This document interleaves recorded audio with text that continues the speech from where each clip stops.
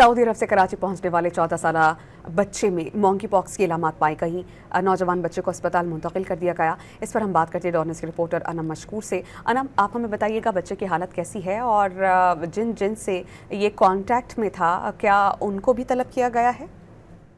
जी बिल्कुल, ये मीरपुर खासकर रिहायशी है जो कि सऊदी अरब से कराची एयरपोर्ट पे पाया गया है। इसमें मंकी पॉक्स की अलामात थी, स्वेटिंग के साथ ये जो है एयरपोर्ट पे था। इसमें अगर कहा जाए कि मंकी पॉक्स की जो मेन अलामत होती है सुर्ख धब्बे इसके जिस्म पे वो भी थे, और जो है इसको जो सिक्योरिटी स्टाफ ने जो है इस वक्त यही कहा जा रहा है कि अस्पताल मुंतकिल कर दिया है। कराची के सिंध इंफेक्शन डिजीज अस्पताल इस नौजवान को मुंतकिल किया गया है। अब से कुछ देर में ही बताया जा रहा है कि इसकी जो प्रोसीजर्स है वो शुरू हो गए हैं और साथ साथ उसकी रिपोर्ट्स भी जल्द जो है मंजर आम पर लाई जाएंगी। जी अनम, मेरे सवाल का बुनियादी नुक्ता, क्या कॉन्टैक्ट ट्रेसिंग कर ली गई है ताकि मजीद लोगों में ये ना फैले?